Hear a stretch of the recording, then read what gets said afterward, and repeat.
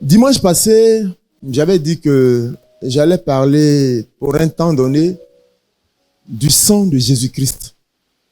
Parce que c'est tellement important pour le corps de Christ qu'il faut que nous parlions de cela en profondeur pour permettre à chacun de nous de découvrir les vérités spirituelles qui sont cachées dans le sang de Jésus. Très souvent, quand nous prions, nous invoquons le feu et nous appelons le nom de Jésus. C'est des bonnes choses. Mais ce serait incomplet si on ne travaille pas à découvrir l'importance du sang de Jésus-Christ. Parce que la seule chose qui a vaincu Satan, c'est le sang de Jésus-Christ.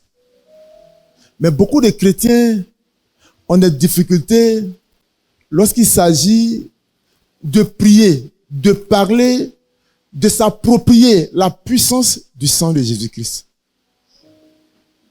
Or, c'est le sang qui fait la différence dans le spirituel. S'il n'y a pas de sang, il n'y a pas lieu d'être ici. Je vous assure. S'il n'y a pas de sang, c'est-à-dire ce qu'on fait ici, là, ça va devenir association amicale du quartier. Un peu comme on fait dans nos villages, dans nos quartiers, ou bien à l'université. Et puis on te choisit comme le président, ou bien comme le secrétaire, ou bien comme tant. C'est-à-dire c'est juste une association qui est basée sur des tests que les hommes se sont donnés juste pour coordonner leurs relations dans un environnement. Mais ici, c'est un problème spirituel. Et le fondamental de ce problème-là, c'est le sang de Jésus-Christ. Si nous ne travaillons pas à cela, si nous ne mettons pas ça au quotidien, ça pose un problème. Moi, je ne décroche jamais le téléphone sans dire le sang de Jésus-Christ me couvre. Jamais. Je ne décroche jamais un téléphone. Même quand j'ouvre ma porte où je dors, partout où j'ai vécu, quand je dois sortir le matin de la maison pour avoir accès à l'extérieur, à peine j'ouvre, quand je tourne premier coup de clé, j'ai dit je me coupe du sang de Jésus. Deuxième coup de clé. Quand j'ouvre la porte la troisième fois, j'ai dit le sang de Jésus-Christ me couvre. Pourquoi? Parce que c'est le sang de Jésus-Christ qui a vaincu Satan. Donc c'est dans l'environnement extérieur de mon lieu d'habitation, si ça a été blindé ou ça a été couvert par des choses spirituelles, quand je déclare le sang de Jésus-Christ, ça dit ça agit pour moi, pour tout ce qui est spirituel qui est dans l'environnement. S'il n'y a rien, il n'y a pas de problème. Mais s'il y a quelque chose, ils vont apprécier. Je ne paye rien, on ne m'enlève rien. Mais je manifeste par la foi la puissance qui est dans le sang de Jésus-Christ. Alléluia. Nous avons donc besoin de parler ces temps-ci du sang de Jésus-Christ et de pouvoir le mettre au quotidien dans notre mode de vie. Alléluia. Ce matin, dimanche passé, j'ai parlé les merveilleux bénéfices du sang de Jésus-Christ. Et nous avons prié et nous avons vu ce que Dieu nous a fait. Nous allons parler ce matin de la puissance du sang de Jésus-Christ. Vous voyez, le sang de Jésus-Christ est merveilleux et il y a des bénéfices. Et nous avons vu les bénéfices dimanche passé. Mais ce qu'on avait dit, c'était juste les bénéfices. C'est-à-dire là où le sang de Jésus se trouve, là, il y a des bénéfices. Maintenant, on veut parler de la puissance du sang de Jésus-Christ. C'est-à-dire, qu'est-ce que le sang de Jésus-Christ a fait? C'est-à-dire, c'est capable de quoi? C'est-à-dire, qu'est-ce que ça peut faire pour toi? Ou bien, qu'est-ce que ça a déjà fait pour toi? Avant que toi et moi, on est naisse là, ça fait quoi? Il faut qu'on le sache. Parce que si on le sait, c'est ça qu'on va présenter. Salomon pouvait dire, il dit qu'il n'y a rien de nouveau sur la terre. Ce qui est, a déjà été. Et ce qui va venir là, c'est-à-dire, on a déjà vu ça. Aujourd'hui, nous portons cette tenue. Dans d'autres nations, on dira que c'est une nouvelle mode de tenue. Mais si on va fouiller dans le livre des chroniques de ce peuple où nous sommes ici, ça dit peut-être ces modes de couture-là, ça a déjà existé il y a longtemps. Il y en a qui ont des coiffures comme ça, afro-debout. Quand on va aux États-Unis dernièrement là, ça dit ça a fait son mode, le temps du disque, le disco. Les chaussures Recafi Jazz de 2,50 m de hauteur. Pour que quand tu as 1,50 m, tu te retrouves à 3,75 m. Ça a existé. Mais on a comme l'impression que ça vient d'arriver. Ça fait même que nos jeunes sœurs elles ont de ces talons-là. Quand tu vois, tu dis, ouais, mais ça a existé. Mais le savoir va nous permettre de l'utiliser d'une manière modeste et à sa juste valeur. C'est quand tu es ignorant, que tu penses comme c'est la mode, tu as comme l'impression que tu es en retard, donc tu te dépêches et tu fais des folies avec cette mode qui a déjà existé. Sinon, c'est pas nouveau. C'est pourquoi ceux qui sont plus âgés, qui ont vécu ces choses, quand ils voient les jeunes gens qui disent qu'ils sont dans la mode, ils se disent, oh, quelle folie. Parce que ça va passer. Tout comme vos âges vont passer. Vous êtes dans des tranches d'âge, mais qui vont passer. Donc, il y a des folies qui sont rattachées à ces tranches d'âge. C'est pourquoi quand vous les faites, on vous dit non, fais doucement. N'entraîne pas des séquelles avec toi en quittant une tranche d'âge ou une autre tranche d'âge. Parce qu'à chaque tranche d'âge, il y a des expériences que tu vas vivre. Donc, fais doucement, de ce que tu vas garder un peu de maturité, tu vas te permettre d'aller devant et plus tard, tu pourras témoigner auprès de tes enfants et auprès des enfants de tes amis ou le territoire où tu vas te retrouver, les plus jeunes qui seront là, tu pourras leur dire avec assurance, par ton témoignage ou par le témoignage que tu auras déjà vécu aussi, pour leur dire non, c'est vrai, tu es jeune, la boisson c'est une bonne chose. La Bible même en parle. Et Paul dit, de temps en temps, de prendre un peu de vin. Et ça fait du bien à l'estomac. Paul même l'a dit. Mais tu vois, si tu commences à prendre un demi-casier de vin, toi seul, sans manger le matin, en fait, c'est une folie. Peut-être que tu as les moyens de l'acheter, c'est vrai. Tu prends une bouteille de rhum mangoustan au clairon, et puis tu es debout. C'est-à-dire, les jeunes de ton âge vont crier, waouh, on a un gars qui est fort, on a un gars qui est fort. C'est vrai. Mais en fait, tu risques de laisser des séquelles. Ton foie risque d'avoir des problèmes de cirrhose. Tes reins risquent d'avoir des problèmes de suffisance rénale. Tes poumons risquent d'avoir des problèmes parce que tu vas avoir des problèmes de respiration. Pourquoi? Parce que toutes ces substances que tu auras utilisées vont te détruire. Mais c'était pour une époque. Le problème, c'est que quand tu vas devenir un homme de 40 ans, de 45, de 50 ans, la vie ne dira pas, comme tu étais inconscient de ce que tu faisais, on n'a qu'à te pardonner pour que la maladie disparaisse. C'est pas possible. Tu vas vivre avec. Je voulais juste exhorter les gens ce matin à comprendre l'importance de la puissance du sang de Jésus-Christ. Ce qui est encore plus grave, c'est que l'ennemi est en train de détruire notre jeunesse. Aujourd'hui, partout où vous passez dans les villes, on affiche sur les panneaux comment grossir son sexe, comment faire 8 heures, 12 heures, 15 heures, 16 heures sur enfant des gens. Et ça a pris tout le monde. On a comme l'impression que si tu ne fais pas 3 jours sur une fille, tu n'es pas un homme. Donc les gens prennent de ces potions, ils pensent peut-être que c'est pour montrer leur virilité. C'est pour un temps. Mais ça va te tuer. Et quand la prostate va apparaître à 45 ans, c'est-à-dire les mêmes femmes vont exister et des plus belles vont encore naître, des créatures merveilleuses seront encore données par Jésus-Christ. Mais toi, tu ne pourras rien faire avec ton kiki. Parce qu'il est plombé. Et quand tu l'as plombé, quand tu avais entre 17 ans et 22 ans, on t'appelait la terreur dans le quartier. Tu prends 3 Viagra toi seul.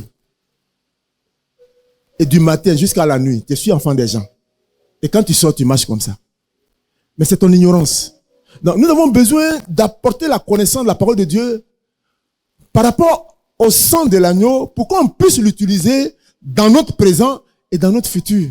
C'est à cela que Dieu nous appelle. C'est pourquoi nous avons besoin de travailler sur certaines vérités qui parfois ne sont pas, parfois très souvent présentées aux yeux des gens, mais ce qui est présenté n'est pas mauvais, hein, mais il est important que nous puissions le savoir pour savoir l'utiliser. Il y a des endroits où tu n'as pas besoin de prier beaucoup. Tu n'as même pas besoin de prier beaucoup. Quand tu dis seulement, le sang de Jésus-Christ me couvre, l'atmosphère change. Ceux qui sont animés des mauvais esprits, ils savent que tu contrains leur périmètre. Pourquoi? Parce que ce que tu as invoqué a une puissance. Ça a une puissance. On va ouvrir la Bible ce matin.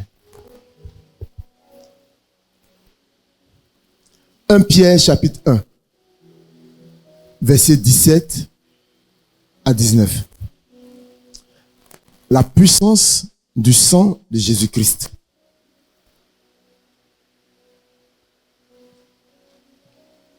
Je fais la lecture selon ma version Louis II.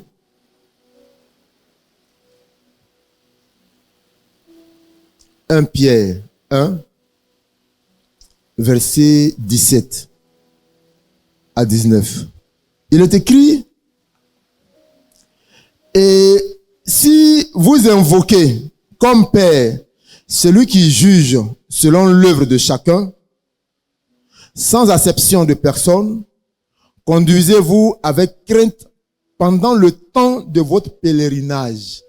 Conduisez-vous avec crainte pendant le temps de votre pèlerinage, sachant que ce n'est pas par des choses périssables, par de l'argent ou de l'or, que vous avez été rachetés de la vaine manière de vivre que vous aviez hérité de vos pères, mais par le sang précieux de Christ, comme d'un agneau sans défaut et sans tache. Amen. Père, nous te bénissons pour ta parole. Nous voulons te remettre ce matin l'auditoire. Je prie que tout entendement soit soumis. Seigneur, je prie que tout entendement soit soumis, Seigneur, à ta seigneurie. Que tout entendement soit sous la direction, sous la protection, sous le regard de ta puissance. Tu dis que la foi vient de ce qu'on entend. Et ce qu'on entend vient de la parole de Dieu.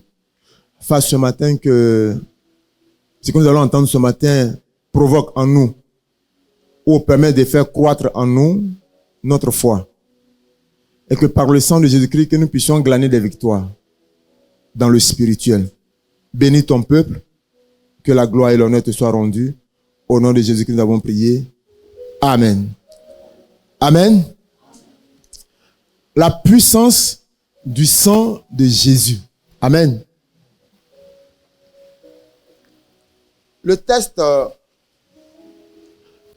nous dit ce matin que la particularité de notre manière de vivre doit être fonction de notre connaissance des lois spirituelles. Alléluia. Si nous ne faisons pas attention aux lois spirituelles et que nous voulons vivre dans notre environnement comme bon nous semble, c'est-à-dire nous allons entrer en opposition avec notre Dieu. Parce que tu vas commettre des impairs et Dieu va te résister. Il va te résister pourquoi? Parce que s'il ne te résiste pas, il sait que tu vas aller à la mort prématurée. Donc, il va te résister et il va te donner des difficultés qui vont te permettre de revenir dans une maison de deuil pour que tu t'introduises pour dire, Seigneur, pourquoi moi? Afin qu'il active cette importance qu'il a mise à côté de toi, qui est sa connaissance. Alléluia. Donc, il nous dit que c'est par le sang précieux. Quand on dit quelque chose de précieux, ça a de la valeur. Il dit c'est par le sang précieux de son Fils que nous avons cette libre entrée en sa présence. D'où l'importance de pouvoir ce matin faire apparaître la puissance du sang de Jésus-Christ. Amen. Vous savez, à la création, lorsqu'on vient dans Genèse, une histoire nous est présentée. Et dans le processus de la création, l'homme apparaît. Chapitre 1 de Genèse, chapitre 2, chapitre 3, chapitre 4. Et l'homme commet un impair par le péché. Et quand l'homme pêche, Dieu prend des sanctions, des décisions. Et la Bible dit que Dieu a chassé l'homme du jardin. Et puis il a proclamé des décisions. Il a parlé d'abord sur l'homme, il a parlé sur la femme, et il a parlé sur le serpent. Alléluia. À vue d'œil, c'est vrai qu'on le dit, on le sait, on le lit, mais on n'est pas très souvent impacté de façon spirituelle par ce acte qui a eu lieu dans le jardin d'Éden. On dit souvent, à cause du péché originel, nous sommes tous nés pécheurs. On le récite même. Mais souvent, on ne prend pas trop la portée spirituelle de l'acte qui s'est passé dans le jardin d'Éden. La Bible dit, à cause de cet acte-là, il y a trois zones d'obstacles, d'obscurité qui ont été déclenchées dans la vie de l'homme. À cause de la désobéissance de Adam et Ève, il y a 3 principes qui ont été activés pour tenir l'homme captif à jamais. Alléluia. Et ces 3 principes qui ont été activés ont donc permis à l'homme de ne pas pouvoir s'approcher de Dieu de lui-même. Ou bien de par ses propres moyens. C'est pas possible. Je voulais ce matin donc présenter ces 3 éléments qui nous ont été présentés et qui nous empêchent, pour ceux qui n'ont pas encore fait la paix avec Jésus-Christ, de pouvoir avoir un libre accès. Mais gloire soit rendue à l'Éternel de ce que ce matin, par notre thème, la puissance du sang de Jésus-Christ, nous trouverons, n'est-ce pas, des explications et des opportunités qui vont nous permettre, pour ceux qui n'ont pas encore fait la paix, ou ceux qui ont fait la paix, mais qui sont encore tenus captifs dans certains endroits, dans certains compartiments de leur vie, de se libérer par le pouvoir et par la puissance de ce sang. Alléluia. Il est dit que le péché a poussé ou a provoqué 3 types de problèmes dans l'existence de l'homme ou de l'humanité.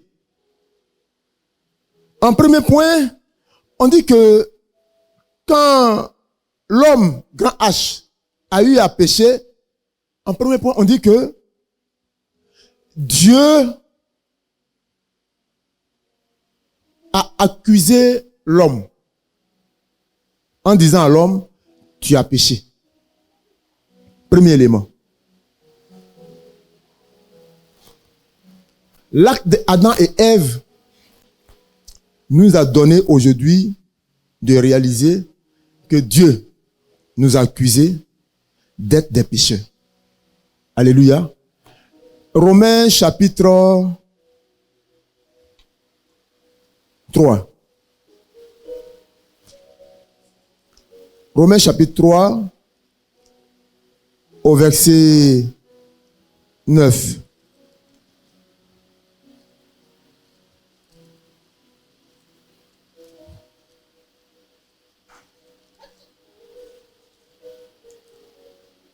Romains 3, verset 9 dit ceci.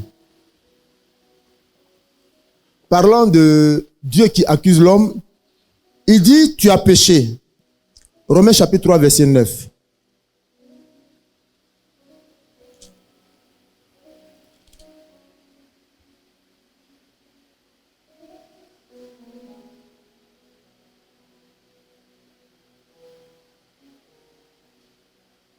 Il dit, quoi donc?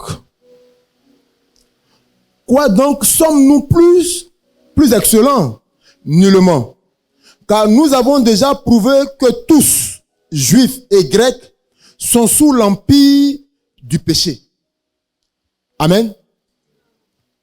C'est-à-dire, quel que soit ce que nous allons faire, que nous soyons juifs, que nous soyons grecs, que nous soyons ivoiriens, que nous soyons sénégalais, que nous soyons congolais, quel que soit ce que nous allons faire, qui va être trouvé comme étant extraordinaire aux yeux des hommes, aux yeux des nations, même si on venait même à nous honorer sur des podiums extraordinaires, comme les païens le font si bien, par certains galas, par certaines cérémonies qui ont du prix aux yeux du monde, la Bible dit,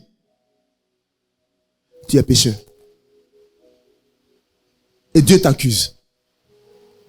Donc, si le monde t'élève, si le monde te vénère, si le monde te respecte, si le monde même prend exemple sur toi, la Bible dit, selon les lois spirituelles, tu ne peux pas t'approcher de Dieu, c'est pas possible. Mais tu vis et tu existes. Mais quand il s'agirait d'aller dans le spirituel, tu ne peux pas t'approcher de Dieu parce que Dieu t'a accusé. Alléluia. Donc, le péché d'Adam et Ève nous donne d'être accusés par Dieu lui-même d'abord. Nous sommes donc entrés en conflit avec Dieu. Or, nous savons que Dieu est le créateur. C'est pourquoi la notion de Dieu est dans la vie de tout un peuple. Vous allez voir même les peuples que les Blancs appellent. Bon, je dis Blancs, je parle des Occidentaux, ou ceux qui ont fait les découvertes, ou qui ont écrit, qui ont fait les documentaires, qui ont fait les livres. Ils appellent les indigènes ceux qui n'ont pas encore reçu leur colonisation ou bien leur manière de vivre. C'est pourquoi quand on va par exemple en Amazonie et puis on trouve des peuples au fin fond, ils disent c'est les, comment ils appellent ça? Les indigènes. C'est pas comme ça qu'ils les appellent. Pourquoi? Parce que pour eux, ils n'ont pas encore reçu, n'est-ce pas, leur mode de vie. Donc, leur manière de vivre qui doit être par excellence, cette mode de vie qu'on doit présenter à tout le monde. Si tu vis comme eux ils veulent, on dit que tu es un homme de la société. Mais vous convenez avec moi que ces peuples, même qu'on vient de découvrir il n'y a même pas encore longtemps, ils adorent des divinités. Qui leur a enseigné ça? Parce que qui est arrivé là-bas pour leur dire qu'il y a tel Dieu, il y a tel Dieu, il y a tel Dieu.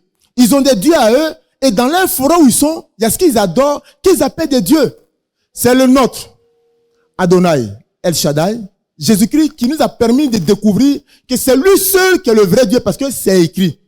Et c'est parce que c'est écrit et il atteste que nous le disons avec foi. Alléluia. Quand nous disons que leurs dieux ne sont pas les vrais dieux, c'est parce que nous croyons que ce que la Bible dit est la vérité. Sinon, eux aussi, s'ils avaient des écrits, ils allaient aussi, pour ceux qui ont des écrits, bien sûr, souvent ils nous disent que le nôtre n'est pas le vrai Dieu.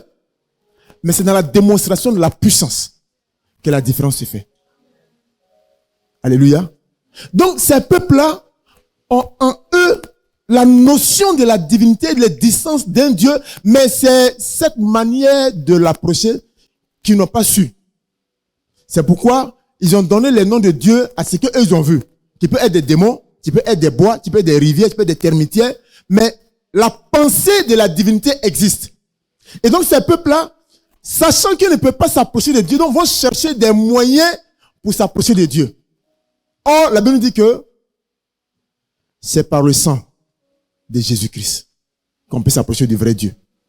Donc, ils vont chercher d'autres moyens. Donc, cette notion de ne pas s'approcher de Dieu est dans la vie de tous ceux qui existent. Je parle des hommes, des humains. Ceux qui ont la capacité de réfléchir. Alléluia. Et donc,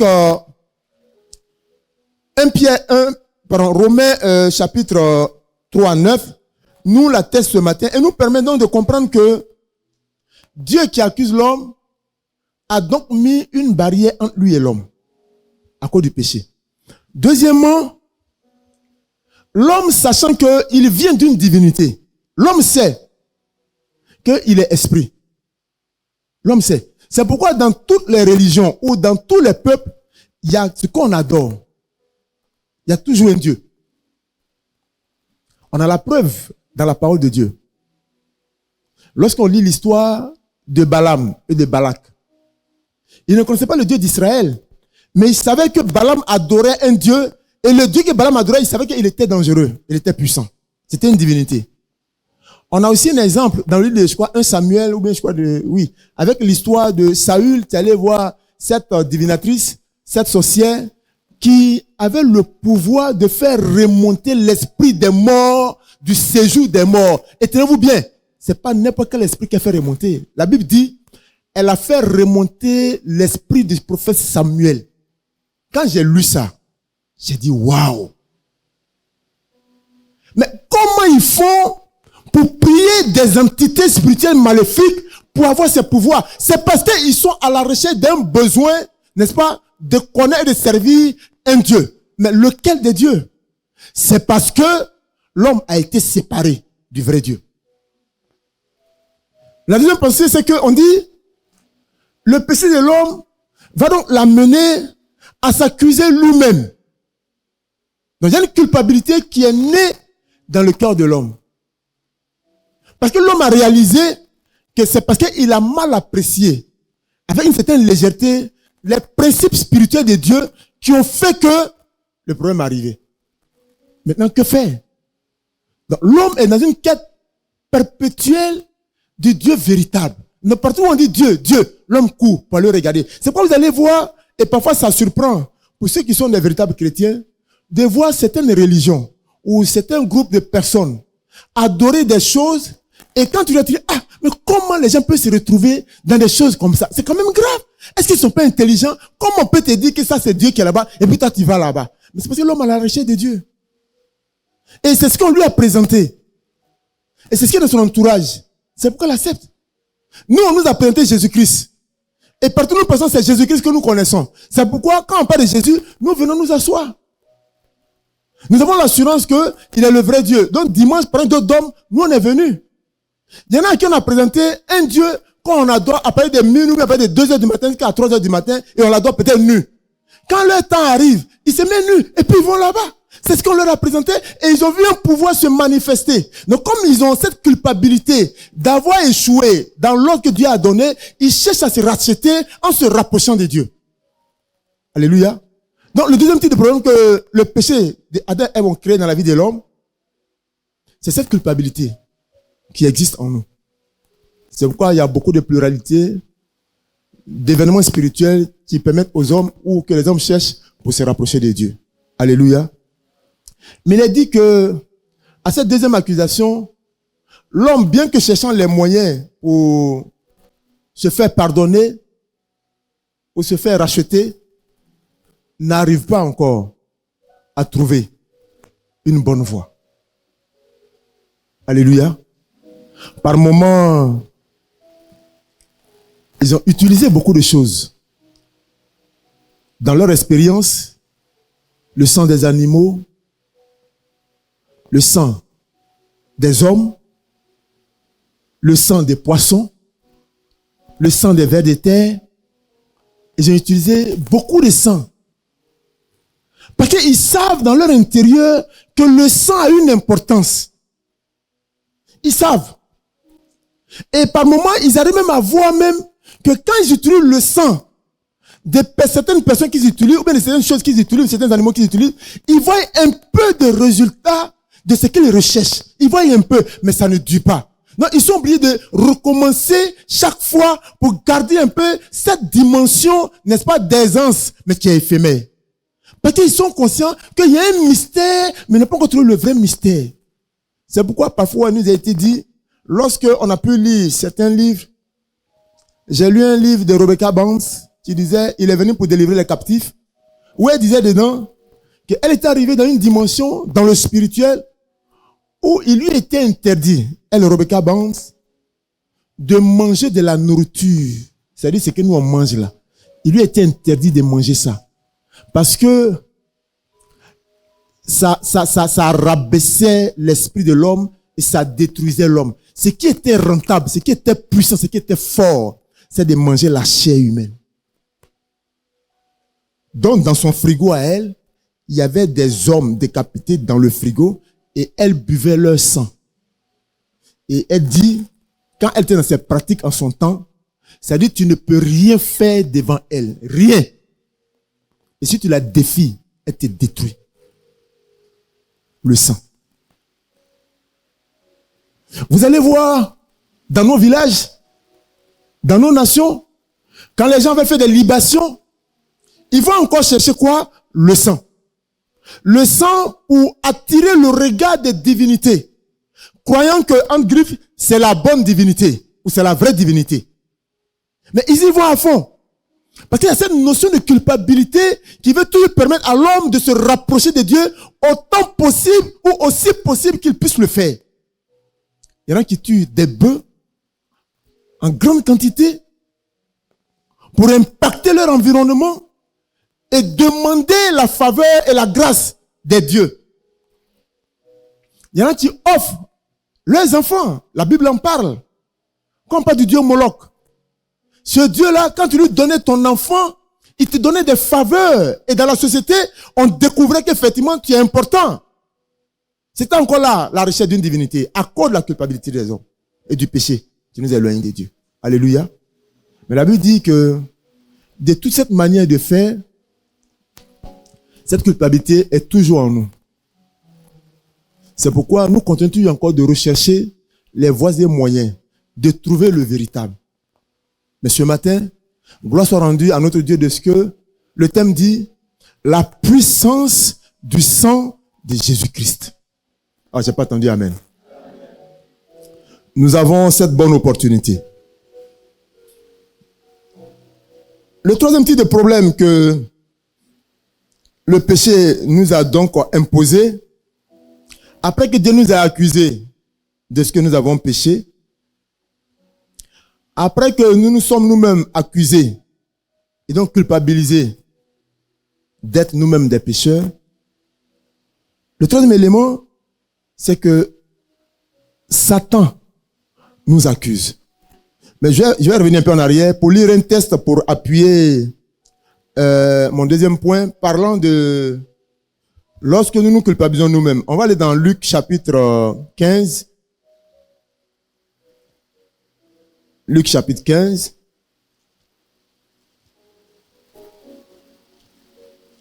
Pour attester ses propos. Il est dit,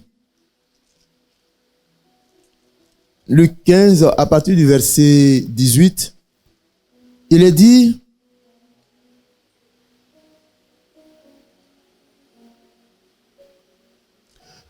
je me lèverai, j'irai vers mon Père et je lui dirai, mon Père, j'ai péché contre le ciel et contre toi.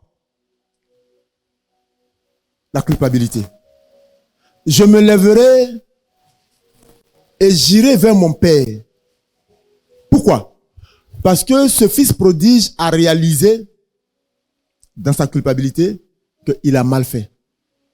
Mais lui encore, il avait cette opportunité de savoir où son père géniteur habitait encore. Mais ceux qui ne connaissent pas encore le Seigneur, qui ne savent pas que c'est Adonai, c'est Jésus-Christ, c'est le vrai Dieu, ils vont aller vers ce qu'on leur présente.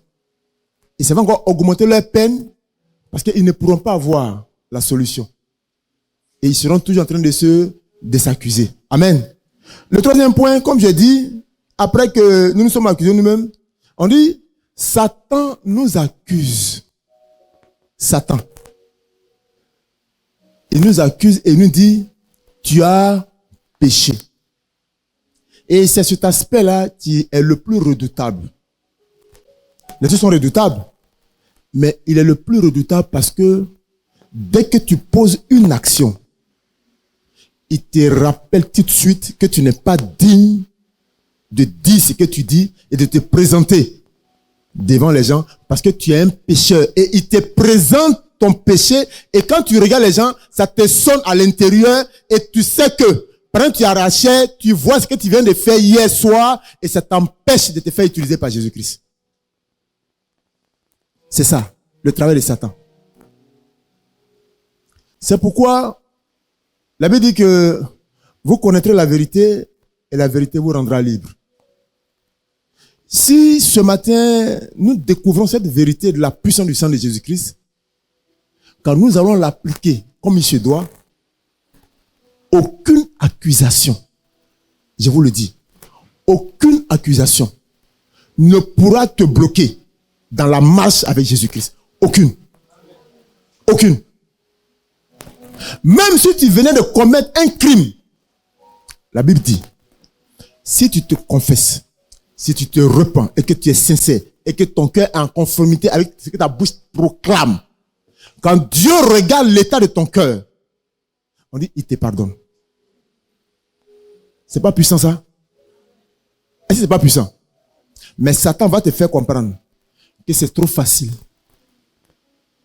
Tu crois vraiment qu'on t'a pardonné? Toi, tu crois? Et quand il te rappelle ça une fois, deux fois, tu dis, oui, c'est vrai, je crois qu'on ne m'a pas pardonné. Ou bien si on m'a pardonné, peut-être ils ont dit, mais ce serait trop facile. Ce serait trop facile. Quand Jésus t'a délivré de la drogue, de l'impudicité, des choses malsaines, quand tu commences à dire Jésus est Seigneur et que tu commences à parler de lui à haute voix, dans les carrefours, partout où tu vas avec zèle, Satan est toujours en train de te rappeler ton passé. Mais si tu n'as pas la connaissance de la puissance du sang de Jésus, tu vas te laisser refroidir. Et tu vas te taire pour prendre ta Bible et tu vas quitter le carrefour. Et si par malheur, quelqu'un venait te défier pour dire ton Dieu n'est pas puissant, c'est des conneries. Il te dit, tu sais que tu es un pécheur et il te montre le péché, tout ce que tu peux faire, c'est de te taire et puis d'avancer. Mais quand tu connais la portée de la parole de Dieu, qui dit que son sang est puissant et que c'est par le sang de Jésus qu'on a vaincu Satan, c'est-à-dire, même si on te rappelle que tu as tué 10 personnes, tu dis c'est vrai, c'est moi je les ai tués. Mais j'étais en ce moment animé d'un mauvais esprit. Mais maintenant, Jésus m'a pardonné. Donc, arrière de moi, Satan.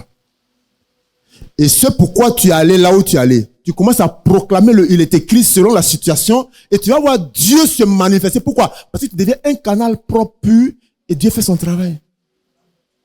Donc, la troisième accusation, c'est Satan qui nous accuse et qui veut donc nous empêcher, n'est-ce pas, d'être des hommes que Dieu pourra utiliser. Donc, voici un peu les 3 types de problèmes spirituels qui sont greffés à l'humanité. Dès que tu nais, c'est sur toi. C'est 3 types. Dieu a problème avec toi. Toi-même, tu as problème avec toi. Maintenant, tu as problème avec Satan. C'est pourquoi souvent vous allez voir les gens souvent se réveillent le matin. Vous avez bien causé le soir à 23h, mais à 2h du matin. Et à 6h, 7h, quand il se réveille, il te boude. Parce qu'il a problème avec lui-même. C'est-à-dire lui-même, il a problème avec lui-même. Bon, quelqu'un qui a problème avec lui-même, c'est pas tu n'as pas un problème. Donc, prie pour lui. Et chacun de nous, parce que nous avons maintenant Christ, nous n'avons plus de problème avec nous-mêmes. Parce que notre joie est Christ. Donc quand quelqu'un est en Christ et puis il devient mélancolique, il devient versatile, il faut lui rappeler le pouvoir du sang de Jésus. Pour que même à 8h, à 9h, à 6h, quand tu le réveilles, qu'il soit joyeux de ce que tu l'as réveillé. Mais si tu te rappelles pour dire, mais on a dormi à 3h, pourquoi à 6h tu me réveilles? Tu dis, le sang de Jésus-Christ a payé le prix pour toi à la croix. Donc bénis le Seigneur parce que je t'ai réveillé. Parce qu'après tu peux dormir. Depuis tu dors, tu as 22 ans, tu as gagné quoi dans le sommeil?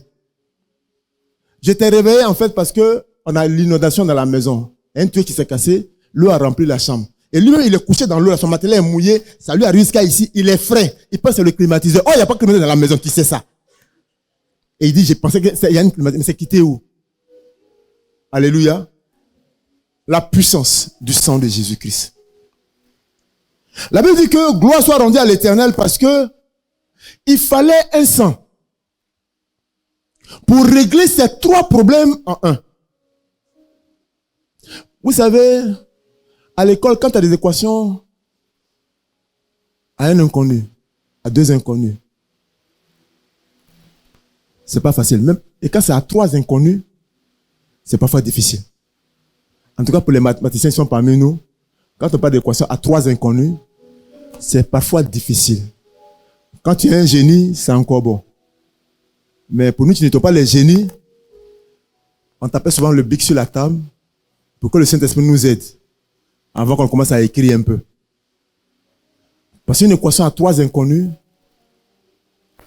si tu as la grâce que tu as bien compris le coup, tu peux sourire en travaillant. Et ici, le monde présente une équation à 3 inconnus devant l'homme. Il était vraiment difficile à l'homme de pouvoir régler ça. L'homme a tergiversé avec le sang des animaux, le sang des taureaux, le sang des boucs, le sang de tout qu'on peut utiliser. Mais la Bible dit que ça ne pouvait pas régler le problème. Et il a fallu que Jésus vienne. Et quand Jésus est venu, la Bible dit, quand il a donné son sang à la croix de Golgotha, nous allons le voir tout à l'heure, on dit ça a réglé les 3 problèmes à la croix. Sur la seule croix, il a réglé les 3 problèmes de l'humanité le même jour.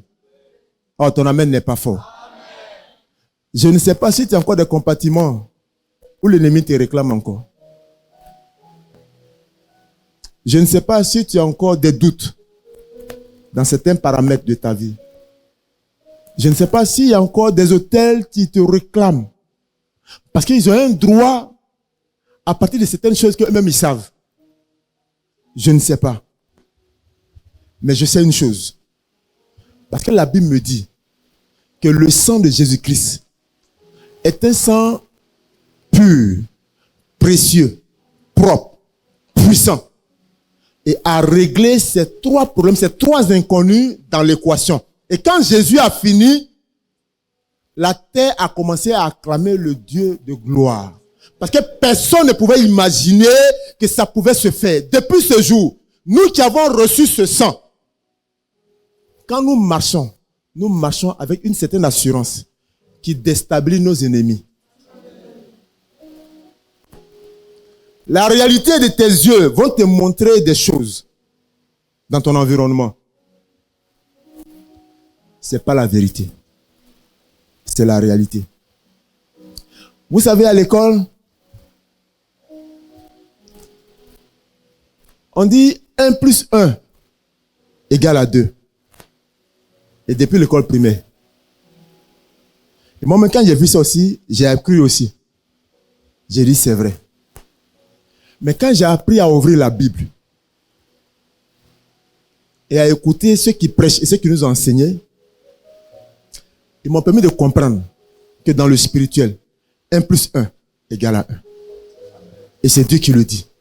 Il dit, l'homme quittera son père et sa mère pour s'attacher à elle et ils deviendront une seule chair. C'est-à-dire l'homme qui est un va quitter ses parents pour aller s'attacher à qui? À la femme qui est un. Et ils vont s'additionner. Et la Bible dit 1 plus 1. Quand ça va se rencontrer, ça va devenir une seule chair. Donc 1 plus 1 égale à 1. Mais pour comprendre ce mystère, il faut aller dans le spirituel. Et c'est ça qui est la vérité. L'autre, c'est la réalité, la mathématique. Mais la vérité en Christ, c'est que 1 plus 1 égale à 1 parce que l'homme plus la femme devient une seule chair. Donc quand tu touches à la femme, tu as touché à l'homme. Quand tu touches à l'homme, tu as touché à la femme. C'est un mystère. Et le sang de Jésus-Christ est un mystère qui est venu régler ce problème. C'est-à-dire, il faut croire, c'est tout. Si tu ne peux pas croire et que tu veux seulement démontrer ça de façon mathématique, tu seras à côté de la puissance de Jésus-Christ. Si tu penses que le sang de Jésus n'est pas puissant pour te sortir ou pour régler tes problèmes spirituels, tu ne vas pas l'invoquer, tu ne vas pas le rechercher, tu ne vas pas l'aimer, tu ne vas pas te l'approprier. Parce que tu ne crois pas. Mais je vais t'encourager ce matin. Le sang de Jésus-Christ est puissant. Et nous allons parcourir des textes bibliques qui vont nous permettre de comprendre cela. Il est dit ici, par rapport au sang de Jésus-Christ, qui nous a donné par sa puissance de nous délivrer premièrement de l'accusation de Jésus-Christ, de notre Dieu, et de nous rapprocher de Dieu. Il est dit ici que le sang de Jésus-Christ, premièrement, nous réconcilie d'abord avec notre Dieu. Et Colossiens chapitre 1 va nous le dire. Colossiens chapitre 1. Colossiens chapitre 1, à son verset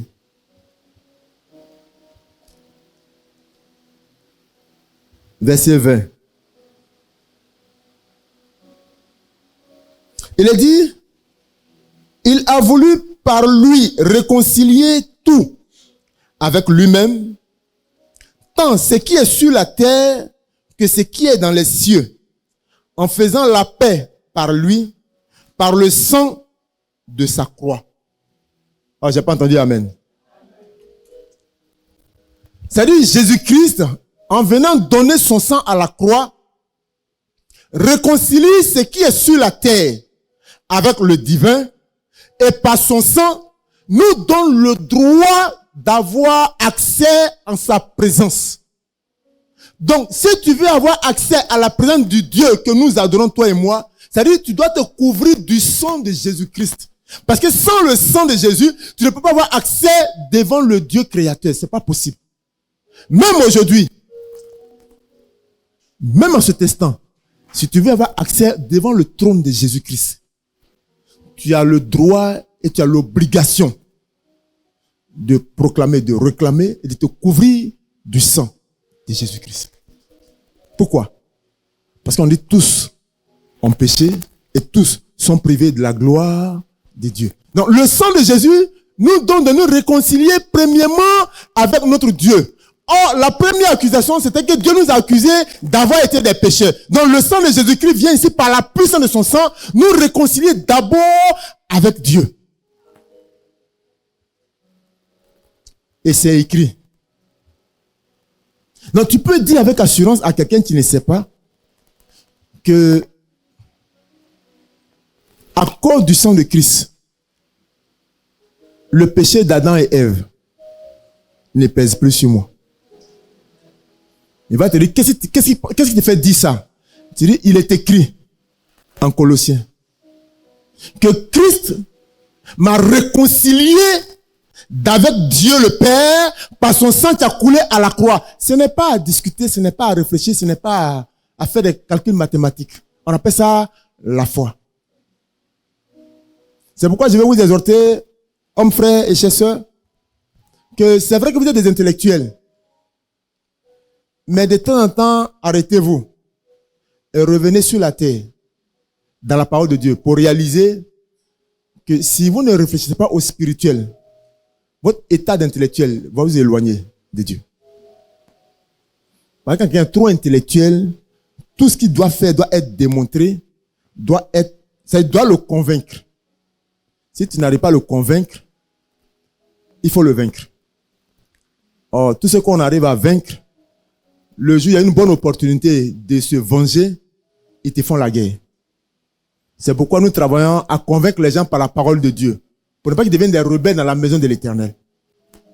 Le monde cherche à vous vaincre en vous imposant leur connaissance et leur doctrine. Mais le corps de Christ, nous vous présentons, nous vous expliquons, nous vous faisons comprendre l'importance et l'utilité de la puissance de ce sang qui peut te réconcilier avec ton Dieu. Si le sang de Jésus-Christ a pu te réconcilier avec le Dieu créateur, si tu as un problème avec ton père, avec ton frère, tu peux prier que le sang de Jésus-Christ qui t'a réconcilié avec Dieu le Père peut te réconcilier avec ton frère. Pourquoi? Parce que ce sang a la puissance de nous réconcilier. Et si dans notre incompréhension, il y avait des entités spirituelles maléfiques qui s'étaient érigées ou avaient érigé des barrages d'incompréhension, quand le sang va passer d'abord, ça va nettoyer tout ce barrage et puis on va se voir comme étant des créatures merveilleuses du Seigneur Jésus-Christ. Oh, ton amen n'est pas fort. Au moins, tu ne veux pas régler tes incompréhensions avec tes frères et puis tes soeurs. Il te faut le sang de Jésus-Christ. Si parfois la compréhension est difficile, invoque le sang de Jésus-Christ. Si la relation est parfois difficile dans ton environnement, dans ton entreprise, à l'école, invoque le sang de Jésus-Christ. Souvent, vous arrivez dans les écoles et votre état spirituel fait que l'école a un problème avec vous. Pourquoi? Parce que votre présence dégage la puissance. Et les écoles, parfois, sont soumises à des entités selon leur connaissance. C'est ce qu'ils connaissent. Ils vont dédier ça à leur Dieu. Donc, ce Dieu-là a des lois qu'il va vouloir imposer dans son périmètre de l'école de son fils. Donc, quand tu arrives, et puis les démons sont dérangés, ils vont faire quoi? Ils vont vouloir te créer des problèmes pour que tu quittes leur école. Et si tu n'es pas sage, tu vas répondre n'importe comment, et tu vas tomber dans un problème inutile, et quelqu'un va te gifler. Tu vas vouloir réagir parce que tu es un homme. Tu vas lui casser un œil. Pour un problème qui n'a même pas de sens. Pourquoi? Parce que dans le spirituel, tu les déranges. Le sang de Jésus. C'est ce que nous transportons. C'est pourquoi quand nous rentrons quelque part, faisons attention et soyons observateurs. Vous allez commencer à voir les mouvements. Vous allez commencer à voir ce que vous dérangez quand vous entrez quelque part. Pourquoi? Parce que la puissance du sang de Jésus est avec vous. Oh, j'ai pas entendu amen. Le sang de Jésus qui nous réconcilie avec notre Dieu. Première accusation, donc réglée par la puissance du sang de Jésus-Christ. Deuxième accusation, on a dit que nous-mêmes, nous nous culpabilisons. Il est dit ici dans mon deuxième point, pour les réponses avec le sang de Jésus-Christ, qui donc règle ces trois aspects qui nous permettaient de ne pas nous approcher de Dieu. En deuxième étape, on dit, le sang de Jésus-Christ justifie l'homme. Alléluia. C'est-à-dire, toi qui t'es culpabilisé, le sang de Jésus-Christ te justifie. Vous savez ce qui est difficile chez nous les chrétiens? On aime plutôt là où il y a beaucoup de bruit. boum, boum, boum, boum, boum, boum. Où on vient et puis on nous renverse tous. Et puis on se casse les pieds, on se casse les bras, on casse les chaises. On dit waouh, Dieu est avec lui. Mais celui qui vient et puis Dieu le fait avec lui, s'il est de Dieu d'ailleurs, c'est parce qu'il respecte certaines normes spirituelles. Et dans ces normes, il connaît l'importance du sang de Jésus. Peut-être qu'ici, on n'aura pas peut-être le temps de prier. Mais ce que tu es en train de découvrir, on appelle ça la parole de Dieu. Et tu pourras arriver chez toi tout à l'heure. Si tu vois que tu ne dors pas bien dans la nouvelle maison où tu es arrivé, le soir, tu ouvres la Bible et tu dis que il est dit que le sang de Jésus-Christ me justifie. Je ne sais pas qu'est-ce qui est dans la maison. C'est vrai qu'on loue la maison ensemble ici. Mais la nuit, j'ai des petits sommeils un peu bizarres, troublés. Comme j'habite dans la maison ici, et puis on a 4 pièces, j'invoque le sang de Jésus-Christ, qui en me justifiant, va donc mettre le silence dans tout le périmètre. Donc à cause de moi, que la gloire de Dieu mette silence dans le secteur. Et vous allez voir que la maison va commencer à respirer. Pourquoi? Parce que vous êtes là. C'est un principe spirituel. Si le président de la République vient ici tout de suite, avant même qu'il n'arrive, des gars de corps vont venir nous imposer une sécurité à cause du président. Si tu ne veux pas obéir à la sécurité, ils vont te mettre en prison pendant le temps que le président sera ici. Et si tu te fais arrêter 3 jours avant, tu seras au cachot, tes parents ne sauront même pas où tu es. Et ils vont te battre. Et après qu'ils vont finir, ils vont te faire sortir de la prison ou même de leur camp et puis te mettre dans la rue le soir, vers 2 heures du matin. Et puis prendre les pick-up et puis ils s'en vont. Tu ne connais pas les matricules, tu ne les connais pas. Tu vas dire c'est les gardes qui m'ont pris. Quel garde? Ils s'appellent comment? Quelles sont les références? Rien. Mais ton attitude d'insoumission t'a créé problème. C'est comme ça quand on est dans un territoire et puis on soumet le territoire au sang de Jésus-Christ, tous ceux qui veulent s'opposer par leur petite connaissance spirituelle maléfique, démoniaque, malheureuse, de sorcellerie, de mystique, ils vont être soumis et assujettis à la toute puissance du sang de Jésus-Christ. Parce que la Bible dit, même son maître Satan a été vaincu par le sang de Jésus. Si ton maître a été vaincu par le sang, toi l'élément, toi tu vas faire quoi? Alléluia. Si ton maître a été vaincu par le sang de Jésus, toi tu vas faire quoi? Tu seras naturellement vaincu. C'est comme par exemple, quelqu'un que tu aimes bien, que tu côtoies.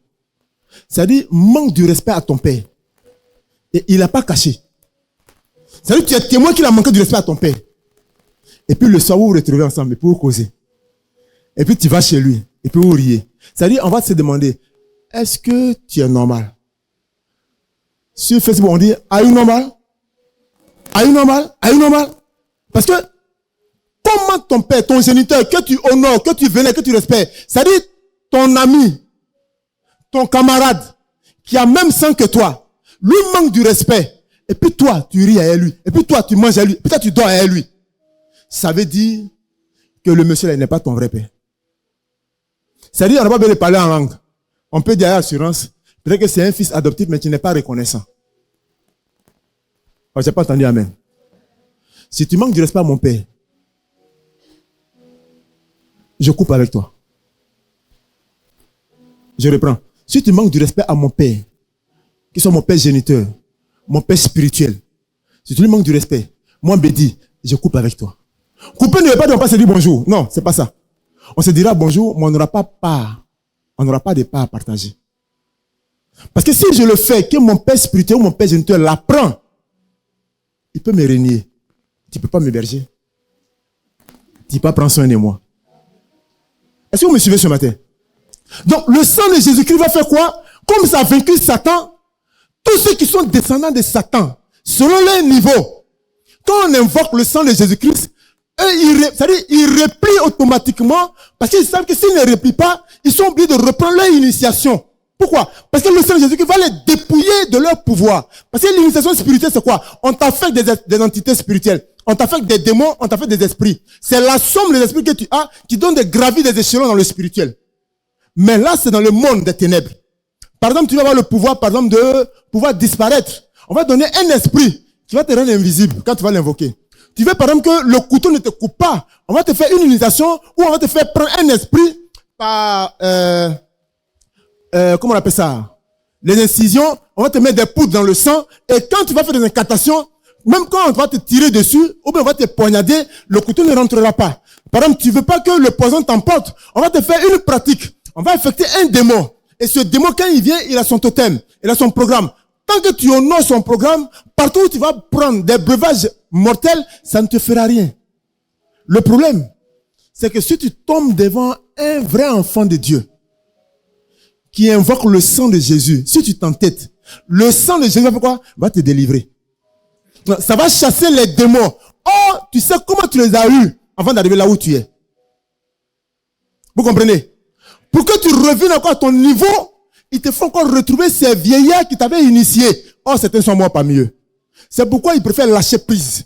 Quand il s'agit des vrais enfants de Dieu. Pourquoi? Parce que leur initiation leur a coûté très cher. J'ai connu un homme, quand j'étais encore plus jeune, dans le temps d'évangélisation, on est dans un village à l'ouest de la Côte d'Ivoire. On est à plus de 500 km de la capitale. Le village où nous sommes arrivés, on a demandé la permission pour faire l'évangélisation, on était encore plus jeune. Ils nous ont dit que il n'y a pas de problème. Mais pour qu'ils puissent nous donner l'autorisation, il faut qu'on fasse l'évangélisation dans l'ancien village. Parce que le village a migré dans le modernisme et donc il y a un côté qui est maintenant bâti avec des briques en dur et l'ancien côté avec les maisons en terre battue. C'est là-bas que se trouve la chefferie. Et donc dans ce village, le courant est du côté moderne. Mais l'autre côté là-bas, ils allument leurs lampes. On est à près 500 km d'Abidjan. Donc on a demandé aux parents, ça c'est pas un problème pour nous. Mais est-ce que vous pouvez nous permettre de pouvoir tirer le courant pour que, parce que nos appareils qu'on a envoyés là, il faut qu'on les branche. Ils ont dit si c'est ça, il n'y a pas de problème. On a dit d'accord. On a trouvé ça vraiment bizarre. Bon, c'est le village. Et puis on a accepté. On a projeté un film sur la sorcellerie. Et quand on a fini, on a commenté le film. Et on a fait un appel. Je lance ce témoignage sous la réserve de celui qui nous a dit ça. Il était présent, et comme j'étais présent, c'est lui qui nous a expliqué le matin. C'était un homme âgé qui faisait partie de la chefferie de ce village. Mais il n'était pas un fils né de ce village. Mais il a migré dans ce village et il a eu une notoriété à cause de sa puissance démoniaque.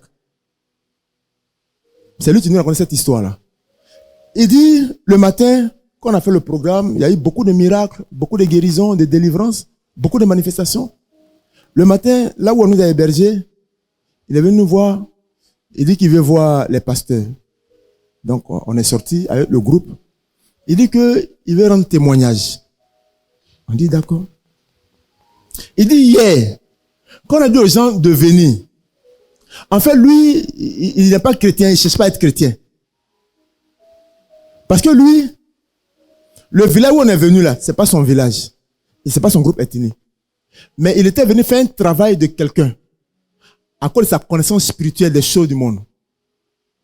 Et qu'elle a fait une démonstration, la famille l'a convié à venir vivre pour leur sécurité spirituelle. Et on lui a donné des terres et on lui a donné femme. Donc aujourd'hui, il est vieux, il a des enfants, mais il n'est pas du village. Mais il fait maintenant partie de la chefferie à cause de sa connaissance des choses des ténèbres. Et quand on a fait l'appel, il s'est mis dans le rang, c'est pas parce qu'il voulait accepter Jésus-Christ. En fait, il voulait nous tester. Parce que la vie, quand les gens avancent, on met la main sur la tête. On met la main. Donc, ils se sont dit qu'il va avancer et les autres n'ont qu'à le soutenir. Comme ça, le premier qui met la main sur sa tête là, c'est-à-dire il va rester dans le village là, c'est-à-dire il va mourir. Et c'est lui qui nous l'a dit le matin. Mais quelque chose s'est passé. C'est que quand il est venu, on lui a imposé les mains, on a prié pour lui. Il n'a rien senti. Et lui qui a prié pour lui aussi, il n'est pas tombé. Et il est parti à la maison jusqu'à la nuit. Il n'a pas attendu des cris de pleurs. Mais le matin au réveil, il a constaté quelque chose d'extraordinaire. Il dit, ça fait plus de 10 ans. Il traîne des coulées de son sexe, d'une maladie qu'il a prise. Il a des coulées qui lui sortent du sexe. Donc, il protège son sexe quand il doit s'habiller. Depuis 10 ans. Ce jour-là, au réveil, il a été guéri par Jésus-Christ. Il dit, ça s'est arrêté. Donc, il est venu nous dire merci, mais il fallait qu'il nous explique ça parce qu'il n'a jamais vu ça. On lui a dit, c'est Jésus-Christ qui fait ces choses-là. C'est Jésus. Pourquoi il t'a guéri? Il sait. Mais comme tu dis que tu peux devenir chrétien, parce que si tu deviens chrétien, tu vas perdre ta puissance. Or, si tu la perds, ce vilain-là, ils vont te chasser. Ben, c'est à cause de ta puissance que tu es là. Or, où tu as eu ta puissance là, ceux qui t'ont initié là, beaucoup sont morts, parce que tu es très âgé. Et si tu dois reprendre l'initiation, ça va te mettre en retard. Donc, tu préfères, à ce taille-là, tu préfères ne plus changer de voie. Tu préfères aller maintenant à la mort. Il m'a dit que non, lui, il sait qu'il s'en va chez Satan. Il préfère m'aller chez Satan, c'est pas un problème. Mais comme notre Dieu l'a guéri, notre Dieu est vraiment fort, il voulait vraiment nous dire merci. On a prié pour lui, on a béni Dieu. Et c'est pourquoi on a dit que, s'ils ne veulent pas le laisser, ils vont perdre leur pouvoir. C'est pourquoi ils préfèrent te laisser quand tu connais le sang de Jésus-Christ. Parce que ce sang t'a justifié. Alléluia. Et le texte que nous avons, on va finir bientôt. C'est Romains chapitre 8, au verset 33. Romains 8, verset 33. Nous dit ceci.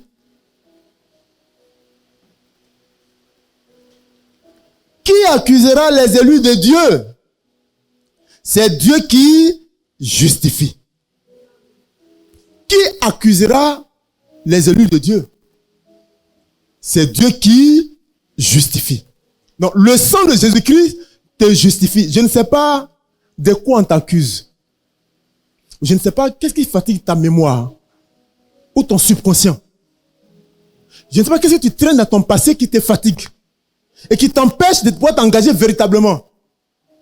Mais je vais te dire une chose. Le sang de Jésus-Christ te justifie ce matin. Ton amen n'est pas fort. On avait la femme d'un frère qui, chaque fin d'année, elle a ses pieds qui s'enflent. Je ne savais pas. Elle est venue habiter avec nous. Ça fait des petits boutons comme ça, beaucoup, sur les 2 pieds. Et elle fait comme ça de novembre jusqu'en janvier. Elle dit chaque année, depuis qu'elle a marié l'un de mes petits frères. Et ils étaient venus habiter sur une partie, traverser une période difficile. Je leur ai dit, bon, venez, on va dormir ensemble, le temps que Dieu fasse grâce. Et donc, on était en novembre. Et puis, j'ai vu qu'elle ne sortait plus de la chambre. Je crois 2 jours. Mais j'ai demandé à mon petit frère, il dit, mais ta femme, elle est où? Le soir, quand on mange, je ne la vois pas. Il dit, grand frère, elle est malade. J'ai dit, ah bon, elle a quoi? Il dit, ce sont ses pieds. Mais depuis 4 ans, on est mariés, c'est comme ça. À partir de novembre, décembre, on prie jusqu'à puis après ça passe. Il dit, ah bon? Il dit, oui. Donc, je l'appelle, elle vient. Il dit, à quoi? Qu'elle a levé sa robe comme ça, son pagne. Toi, tu sens qu'on a des petits firons comme ça. Entre la cheville et puis le genou. Mais tu peux pas. Et ça chauffe son corps comme ça. Elle grelotte même. Je lui ai dit, c'est depuis quand? Elle dit, depuis que je me suis marié. J'ai dit, ah bon? Mec, ça fait 4 ans depuis qu'on est marié là. J'ai dit, mais vous faites quoi pour ça? Elle dit, on prie. Et mais vous priez comment? Et on prie jusqu'en janvier, ça va finir. J'ai dit, non, tu ne fais pas 31. Elle dit, je ne vais pas 31 à l'église parce que je ne peux pas marcher. J'ai dit, ah, aujourd'hui, au moment où tu es devant moi là, tu vas commencer à marcher et puis tu vas faire 31 et puis ça ne va plus jamais revenir. C'est comme ça qu'elle m'a répondu doucement comme ça. Parce qu'elle se disait, ça c'est qui ça encore? C'est le grand frère de son mari. Elle me connaît comme ça. Elle ne m'a jamais vu prêcher. Elle sait que je suis un serviteur de Dieu, mais j'étais encore laïque. Donc, on va un peu au travail, on fait un peu Dieu, on cherche un peu l'argent, on fait un peu Dieu. Donc, quand on voit le côté chez l'argent, il aime l'argent. Quand il vient, c'est qu'il aime vraiment Dieu. C'est dans ça on était. Et puis, je l'ai fait asseoir à la terrasse. Et puis, j'ai ouvert la parole de Dieu. Puis, Dieu m'a donné une pensée prophétique. Et puis, j'ai posé l'action. Puis, j'ai prié pour elle. Je lui ai dit, parce que tu es dans ma maison, plus jamais ces furongs-là ne vont apparaître. 3 jours après, tout a séché. 3 jours après. Tout a séché. J'ai dit 3 jours après, tout son pied a séché. Jusqu'à ce que Dieu la rappelle un jour. Elle n'avait plus jamais eu ces problèmes de furon. Parce que c'était des problèmes spirituels. On a juste appelé le sang de Jésus-Christ. Christ l'a déjà justifié. Pourquoi elle va être tenue captive par des démons qui vont l'empêcher de se réjouir? Pourquoi? Si quelque chose te tient captif, appelle, invoque le sang de Jésus-Christ. Et tu verras la puissance du sang de Jésus. Amen, amen. Le sang de Jésus-Christ nous justifie. Romains chapitre 8, verset 33.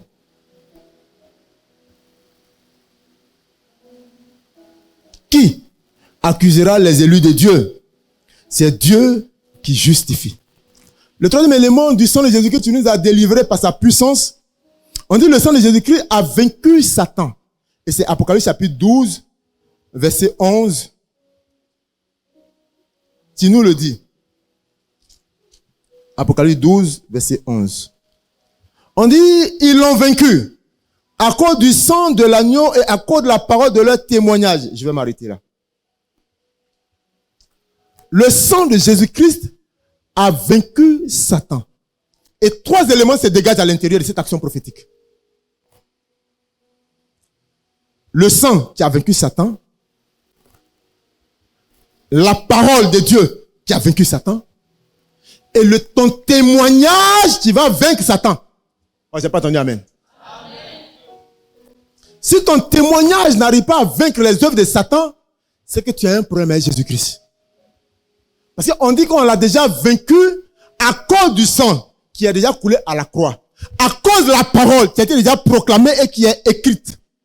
Maintenant, le témoignage qui va venir vaincre Satan sur la terre où toi et moi nous existons, c'est ton témoignage.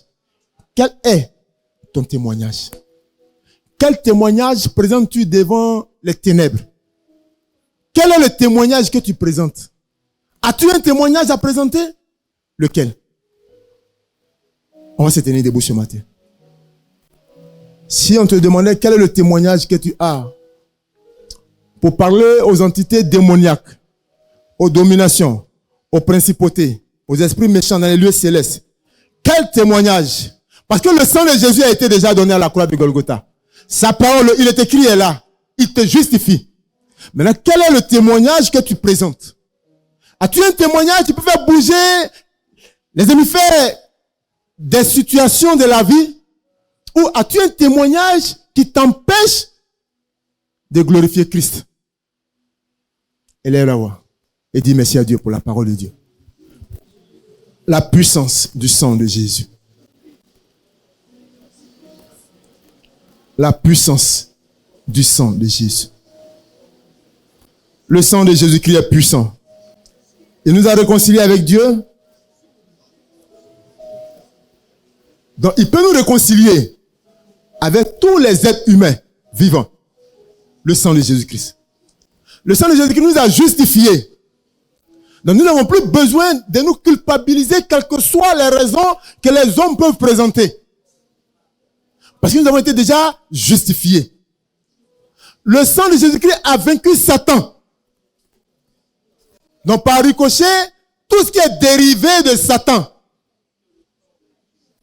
a été vaincu par le sang de Jésus et par la parole de Dieu. Tu as besoin seulement que ton témoignage vienne permettre à la puissance du sang de Jésus-Christ de te donner, de dominer dans ta sphère d'évolution, dans ta sphère d'existence, dans ta sphère d'activité professionnelle. Ton témoignage a donc besoin de venir confirmer ce que la Bible dit. Sinon, tu risques d'être un moyen qui ne va pas permettre à Dieu de se glorifier. Donnez-nous un chant, s'il vous plaît.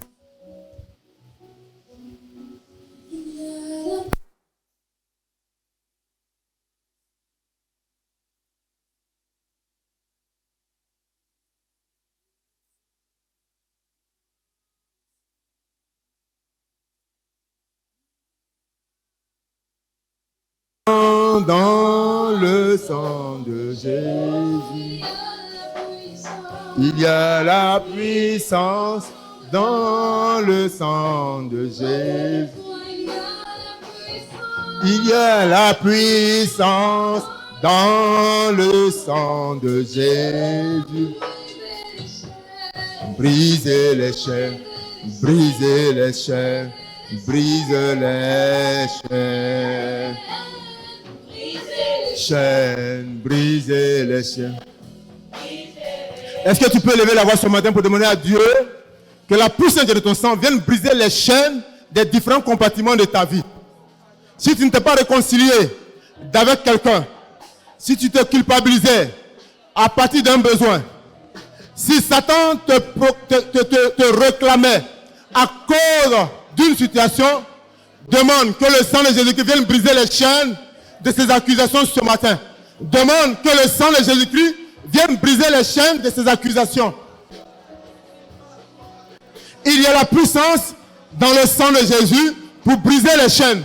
Invoque cette puissance pour venir briser les chaînes de la culpabilité, les chaînes de l'accusation de Satan, les chaînes qui t'empêchaient de t'approcher de Dieu. Le sang de Jésus te permet de te rapprocher. Ce matin, ne te laisse pas distraire, qui va te permettre de croire que Dieu n'est pas avec toi. Dieu est avec toi.